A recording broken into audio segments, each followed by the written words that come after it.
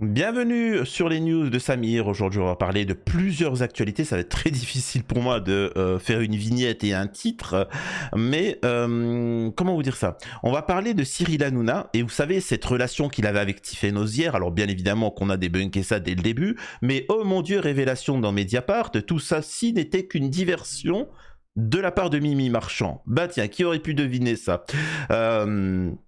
Ce que je vais expliquer dans ces vidéos avec toutes les thématiques que je vais aborder là dans un instant, je vais essayer de vous montrer que le communautarisme c'est très important et que le système essaye de faire des diversions. Hein, des diversions, d'essayer de vous faire regarder ailleurs. Hein. C'est important de le comprendre. Hein. Amisraël Netanyahou commet un géno et il montre du doigt l'Algérie, hein, bien évidemment. Et l'idiot regarde l'Algérie et la personne éveillée, lui, il regarde directement comment péter les genoux à Netanyahou. Voilà, en résumé, c'est une comptine de La Fontaine, mais c'est pas une fable, hein, par contre, hein, je peux vous le confirmer, mais c'est important de le comprendre. Nous avons, dans le même cas, Emmanuel Macron qui va se rendre à Gaza, et tout ça n'est que du bidon. Hein. C'est-à-dire qu'il dit qu'il va se rendre à Gaza parce que pour le cessez-le-feu et tout ça, encore une fois, n'est que du bidon. Hein. Nous avons le système Nawel Madani qui est en panique parce que la communauté franco-algérienne commence petit à petit à se solidariser et à être de plus en plus communautaire. Ça a été très difficile, mais ils sont en train de le faire et ils ont peur et ils essayent d'infiltrer tout ça et de saboter ça de l'intérieur. Je vais montrer un truc qui a fait la une dans les médias. Encore une fois, c'est lié.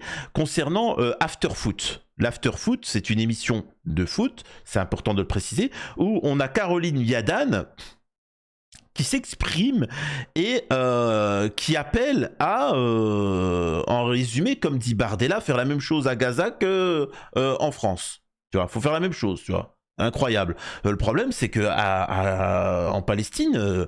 c'est dur ce qui se passe, c'est quand même un géno. Donc, ce qu'ils sont en train de vous dire, c'est que avant que vous vous communautarisiez comme eux le font, il faut vous massacrer.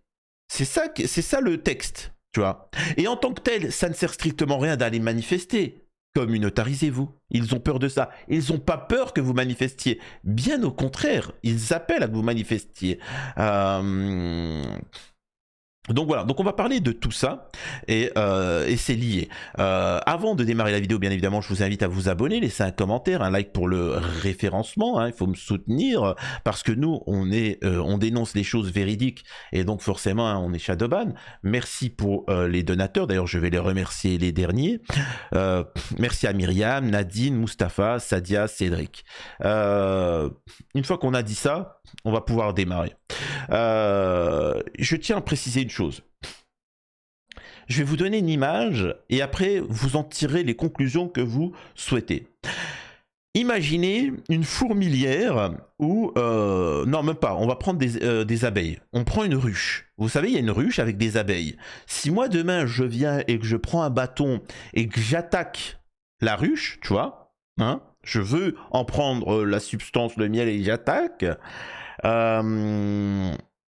à votre avis, comment vont réagir les abeilles qui sont communautaires, qui sont organisées? Eh bien, immédiatement, ils vont faire front commun, ils vont sortir, ils vont me déglinguer. Croyez-moi, je vais me sauver en courant.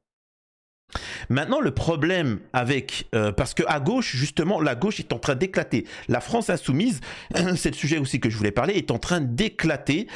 Et ça, je l'avais prédit, je l'avais dit il y a de longues dates. La LFI a poussé en interne à me boycotter, ils en paieront les conséquences. Pourtant, c'était une critique valide, tu vois. Mais ils n'ont pas écouté, ils ont préféré s'entêter, considérant les êtres inférieurs, les franco-algériens. Eh ben, vous allez voir ce que ces êtres inférieurs vont faire. Vous êtes en train de les perdre et vous êtes en train de pleurer. Imaginez-vous cette ruche, je l'attaque, ils vont faire front commun, ils vont m'attaquer. Maintenant, imaginez-vous une abeille, tu vois, une fausse abeille, tu vois. Bon, moi, je la vois, tu vois, mais certains la voient pas. Elle dit à toutes les autres abeilles, bon, vous savez ce qu'on va faire? À 2 h du matin, on va aller place Corbis, tu vois, on va y aller là-bas, hein. On va se réunir et on va manifester, tu vois, en tant qu'abeille, on va dire touchez pas à notre ruche, free notre ruche, tu vois, comme ça. sous la pluie à marcher. Vous allez me dire, mais c'est complètement débile. C'est quoi cette abeille? Elle est complètement déglinguée.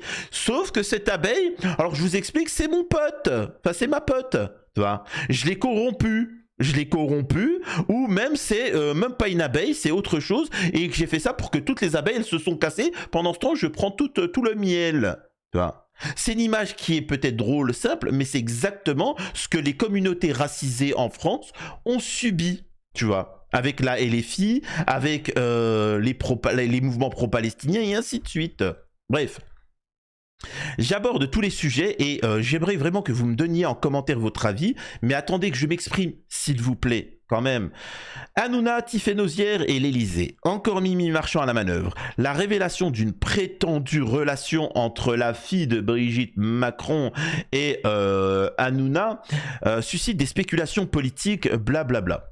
Au-delà de sa dimension people, quelle interprétation politique tirée de la révélation dans Paris Match d'une prétendue relation entre l'animateur Cyril Hanouna, star des médias Bolloré, et entretient le flou? Là, c'est très intéressant, c'est Mediapart. C'est pas comme complément d'enquête qui est complètement bidon, qui sont là pour le people. Là, ils sont en train de dire cette information, elle est bidon, mais qu'est-ce qu'on peut en tirer? Pourquoi ils ont sorti cette affaire-là? Pourquoi ils ont fait ça? Ça, c'est intéressant. Ça, c'est Mediapart. Donc voilà, la publication d'un article sur l'idylle qu'il vivrait en une du premier hebdomadaire français le 20 mars a suscité divers commentaires. Certains ont vu un lynchage de Bernard Arnault, etc. Quand d'autres ont décelé un avertissement adressé par Hanouna à Macron, après le non-renouvellement de la fréquence TNT. D'après les informations de Mediapart, le coup a été préparé par la communicante Michèle Marchand, dite Mimi Marchand. Figure incontournable de la presse people, malgré ses mises en cause judiciaires, habituée aux coups fourrés et autres intrigues de palais. La conseillère de 78 ans n'a cessé de démentir auprès de ses interlocuteurs. Donc voilà, alors l'article, il est assez long. En résumé, il prouve, il dit voilà, il s'est prouvé que tout ça est fake et que c'est Mimi Marchand qui l'a fait. D'accord. Maintenant, pourquoi avoir fait ça? C'est simple. Il y a plusieurs raisons. Un, il y avait l'affaire Brigitte à l'international qui faisait scandale. Deux, on avait Hanouna qui s'effondrait et que Hanouna, je le rappelle, il a besoin de se vendre. Il a besoin de faire parler de lui. Il a besoin de faire parler de lui jusqu'à qu'il rebondisse sur M6 ou autre. Donc, il est obligé de faire du scandale sur du scandale, du people sur du people. C'est comme ça. Je rappelle que le buzz comme le bad buzz, ça reste du buzz. Tu vois, c'est comme on dit, parle de moi en bien ou en mal. Là, c'est pas grave, mais l'important c'est que tu parles de moi. Tu vois. Et ben Hanouna, il applique ça. Tu vois. Donc tout ça n'est que du bidon. Encore une fois, je tiens à le préciser. Il veut juste faire parler de lui et c'est une diversion par rapport au fait que Hanouna, c'est une catastrophe, il est en train de s'effondrer, que le système politique en France est catastrophique aussi et qu'ils ont besoin de rentrer dans du divertissement. Parce que, je rappelle, pour ceux qui ont oublié, il y a quelques mois, les Français appelaient à la démission d'Emmanuel Macron. Il fallait censurer le gouvernement Bayrou. On a eu les élections européennes, législatives, etc. Et maintenant, c'est comme l'Algérie. L'Algérie, c'est une diversion. Pourquoi on a parlé d'Hanouna? Pourquoi on a parlé récemment de l'Algérie? Algérie. C'était une diversion. Et pendant ce temps, le peuple français n'a pas pensé à ses intérêts. Il a pensé à Boualem Sansal. Tout le monde s'en fout de Boualem Sansal. Tu vois, donc c'est ça qui est quand même exceptionnel. Donc très important, Emmanuel Macron, hypocrite qu'il est, vraiment hypocrite qu'il est. Bande de Gaza, Macron se rendra en Égypte mardi pour rencontrer des acteurs humanitaires et sécuritaires. Donc voilà. À l'issue de cette rencontre, un nouveau protocole d'accord doit être signé en matière sanitaire avec l'Égypte impliquée dans le traitement des Palestiniens évacués de Gaza, etc. Emmanuel Macron se rendra mardi lors de sa visite en Égypte dans la ville d'Al-Arish, à 50 km de la bande de Gaza, pour rencontrer des acteurs humanitaires et tout ce que tu veux. Là, par exemple, ça je voulais expliquer de longue date, j'ai d'ailleurs été beaucoup critiqué par les pro-palestiniens pour ça, mais toutes ces actions que mène Emmanuel Macron ou même les acteurs pro-palestiniens servent à une seule chose, que vous ne soyez pas communautaire et que vous ne meniez pas d'action concrète pour stopper le géno. Tu vois, voilà, hein, la ruche qui se fait attaquer, c'est très simple. Soit vous réagissez directement, soit vous faites en sorte, enfin, vous agissez. Vous n'allez pas manifester, ça ne sert strictement à rien. Tu vois. Eh ben, Emmanuel Macron, par exemple, la première des actions qu'il peut mener, c'est la reconnaissance de l'État palestinien. Mais il ne le fera pas parce que ce n'est pas dans son intérêt. Là, il a besoin, le système sionard a besoin de gagner du temps pour continuer le géno, le pogroum, le géno en cours, tu vois, et de gagner du territoire. C'est comme ça. Et c'est pour ça qu'il a déstabilisé tous les pays aux alentours, et c'est pour ça qu'il a financé les pays, mais aussi la dissidence. Vous vous mettez pour défendre les Palestiniens sous des égéries qui en fait sont financés par Israël. Et c'est pour ça que la situation n'avance pas. La situation, je vous l'ai déjà expliqué, c'est très simple.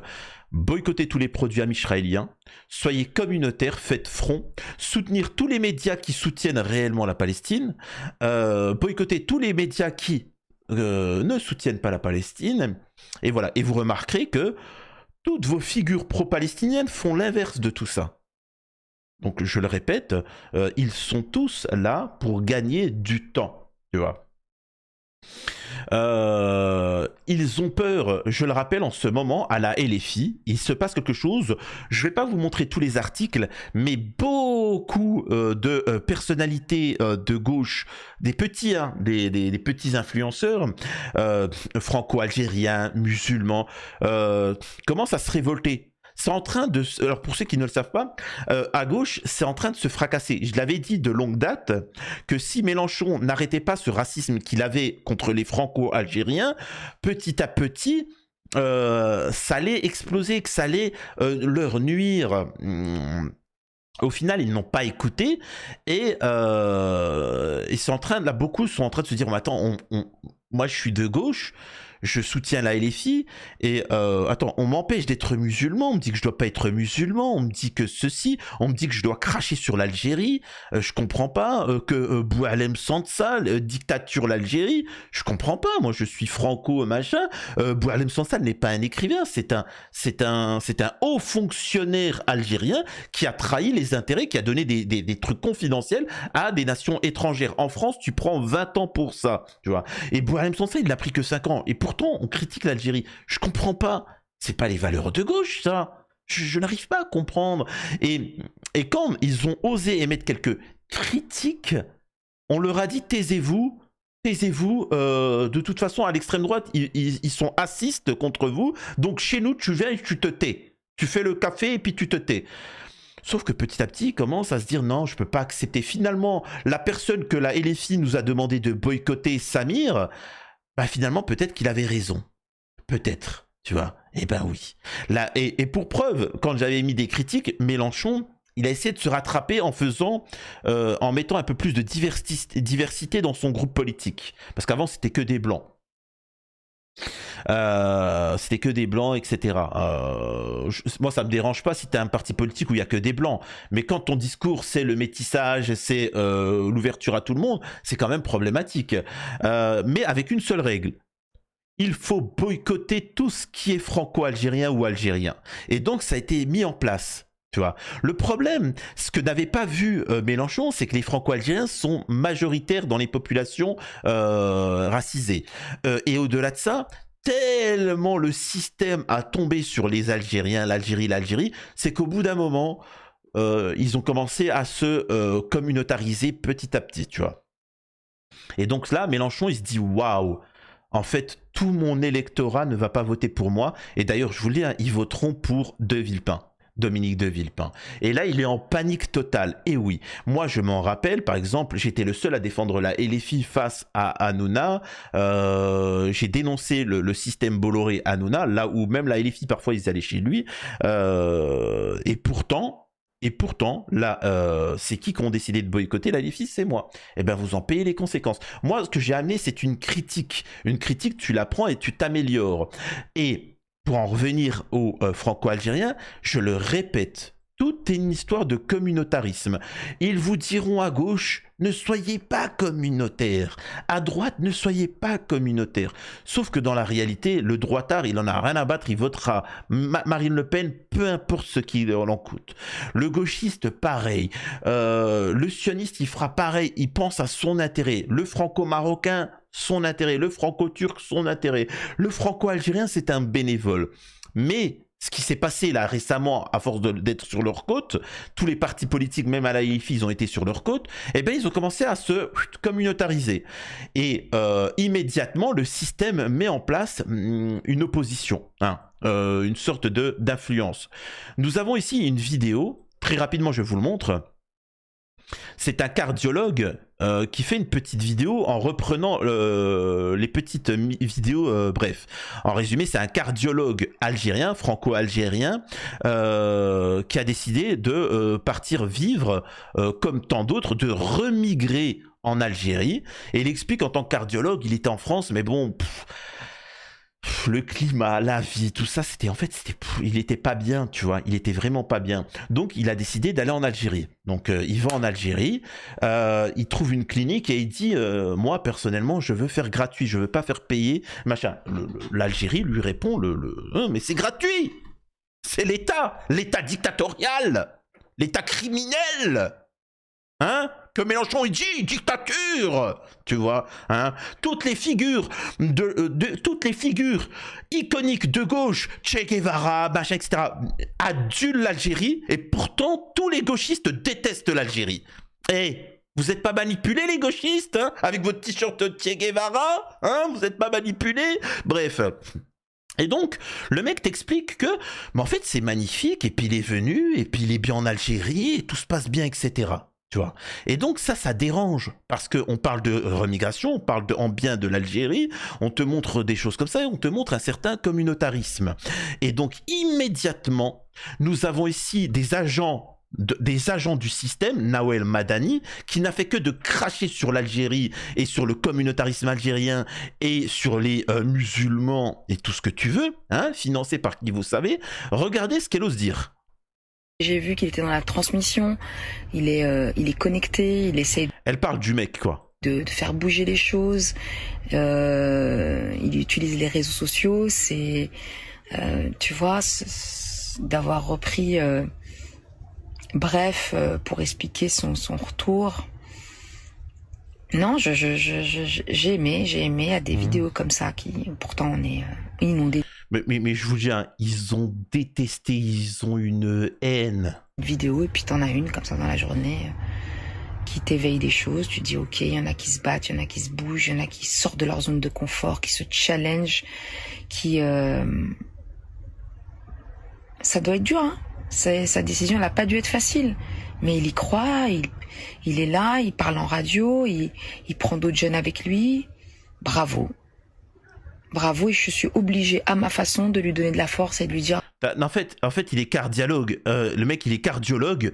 Il a pas besoin de ta force, tu vois. Tu n'es rien du tout, hein. Tu n'es rien du tout, tu vois. Excusez-moi de vous dire, c'est pas un influenceur, quelqu'un qui donne son cul, qui va à Dubaï faire je sais pas quoi avec des poneys, qui va donner de la force à un chirurgien, tu vois. Arrête, reste à ta place, tu vois. C'est pas méchant. Je suis pas en train de parler d'eux, mais je parle des influenceurs.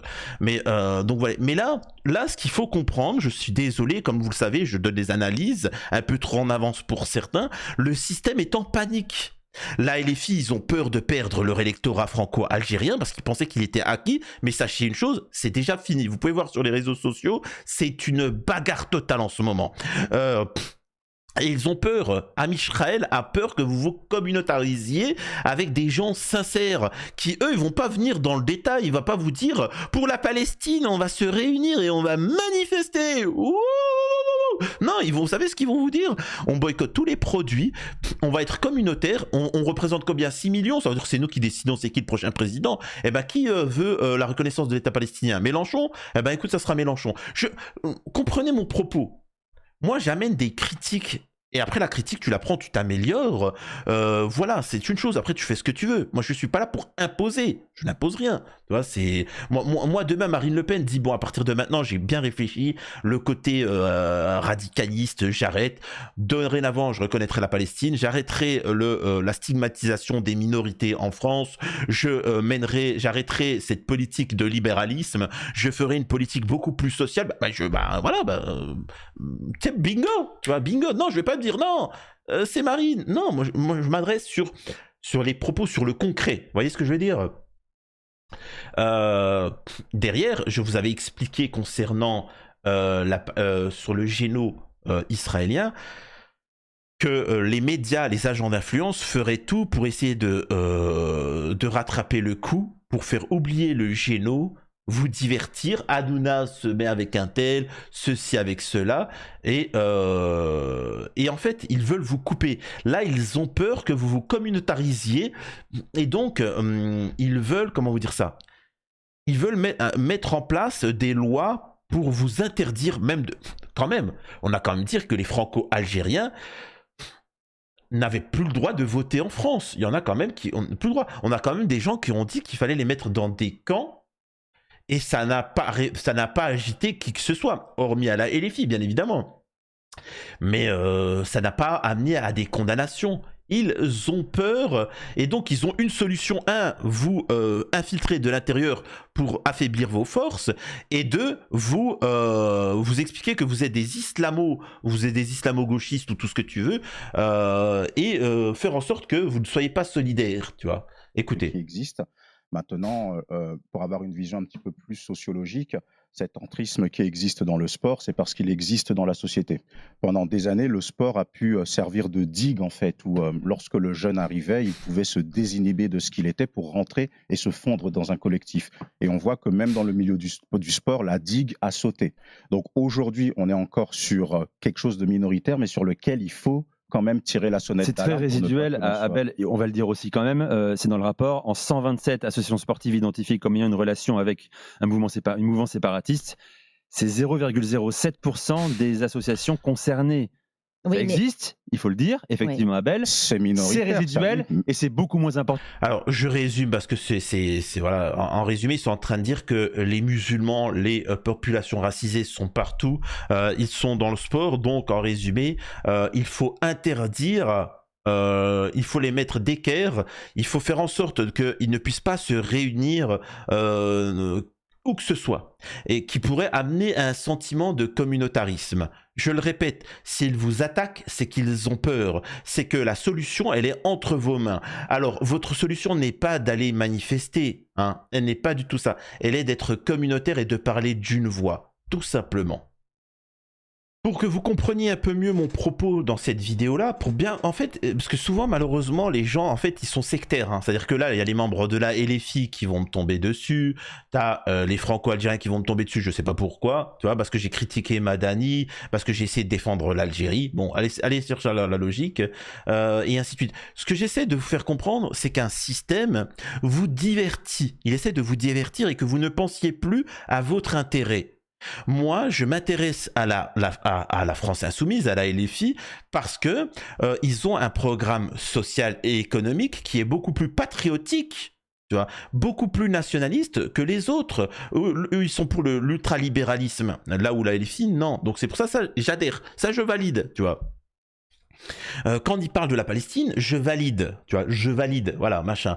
Il y a certains trucs que je ne valide pas. Je ne vais pas défendre ce point-là. Moi, je suis en contradiction. Je dis que ça c'est bien et voilà. Le problème, c'est que petit à petit, les gens se disent non, je suis obligé de défendre ça parce que je suis LFI. Non. Tu peux critiquer et puis améliorer les choses selon toi et faire valoir ta voix. Et au final, les gens essaient de vous divertir. Par exemple, là, on va prendre l'exemple de l'extrême droite pour bien montrer que je tape un peu sur tout le monde. Nous avons ici une électrice de Marine Le Pen, du Rassemblement National, des gens du Rassemblement National, qui s'expriment et qui disent pourquoi ils vvont voter RN. Écoutez. Le pouvoir d'achat aussi, c'est très important parce que maintenant, avec un salaire de 1 000 €, ouais, on ne peut plus rien faire. Mais dans le programme... Donc là, elle explique que moi, le pouvoir d'achat, j'ai un problème, c'est le pouvoir d'achat en France. Là, le journaliste, il va lui dire, mais le Rassemblement National, ils en ont strictement rien à faire. Ça, c'est plutôt la LFI. Tu vois. Et en plus, à chaque fois que la LFI va proposer des lois, ils vont voter contre. Donc, vous devriez être plus LFI. Mais elle est dans un paradigme. Elle est dans un paradigme où on lui explique des choses et elle tombe naïvement dans il faut soutenir Marine Le Pen. Moi, j'en ai strictement rien à faire des partis politiques, j'en ai strictement rien à faire de Mélenchon, de Marine Le Pen ou autre. Si je vote pour quelqu'un, c'est pour mon intérêt, c'est parce qu'il est, c'est-à-dire il correspond à ma vision. Oui, ça sera Mélenchon parce que ceci ou cela. Moi, je vous dis, ça sera Dominique de Villepin. Voilà. Mais c'est pas parce que Dominique de Villepin il me plaît. Non, c'est parce que il est en cohérence avec mes idées. Vous voyez ce que je veux dire? Du Rassemblement national, il n'y a aucune mesure pour le pouvoir d'achat. Ah non, mais il va peut-être le faire. Il va peut-être le faire. Il faut lui Mais il y a des laisser programmes le temps. qui promettaient des pouvoirs d'achat supplémentaires. oui. Ça vous a pas convaincu? Oui, mais il faut attendre. Là, aujourd'hui, Mais on est dans un déficit. Ce parti, par exemple, est déjà au pouvoir à l'Assemblée nationale et ils ont voté contre les mesures pour le salaire. Et malgré cela, ils font le contraire de votre volonté. Vous votez quand même pour eux? Bah écoutez, il faut voir. On a vu, ils ont voté contre. Oui. Ils ont voté Il faut le changement. Mais ils ont voté contre l'augmentation du salaire, par exemple. C'est pas grave. C'est pas grave. Donc en fait, ce que je veux vous dire par là, c'est que, et c'est ça que je dénonce, je suis peut-être un peu trop... voilà, mais... à la base, vous avez, vous, des volontés, des intérêts, voilà. Moi, je veux que ma situation s'améliore. Vous rentrez dans des partis politiques, et en fait, il se bat contre un autre parti politique, et en fait, t'as du truc diplôme, machin. Là, par exemple, tous les électeurs d'extrême droite, ils sont là pour aller sauver Marine Le Pen, mais qu'est-ce que j'en ai strictement rien à faire? Enfin, moi, personnellement, je suis un électeur d'extrême droite, par exemple, je dis, mais je m'en fous, moi. Je m'en fous de Marine Le Pen. Moi, c'est le programme qui m'intéresse. Mettez quelqu'un d'autre, mettez Bardella, mettez un autre, je m'en fous, tu vois. Non. Non, là, c'est touchez pas à Marine, mais c'est ta mère. Moi, par exemple, l'extrême gauche, je m'en fous, moi, de Mélenchon en soi, même si je dois être honnête. Mélenchon, honnêtement, sans Mélenchon, là, et les filles, ça fait longtemps qu'il serait effondré. Vraiment, le niveau, il est malheureusement, il est très bas, tu vois. Mais donc voilà, moi ce que j'essaie de vous faire comprendre dans cette vidéo, c'est qu'on vous manipule, on essaie de vous divertir par tous les moyens, mais que petit à petit, il faut être communautaire et faire valoir vos intérêts, uniquement vos intérêts. Dites-moi ce que vous en pensez de tout ça, et voilà, et je réagirai pour une prochaine vidéo. Des bisous à tous, à la prochaine sur les news de Samir.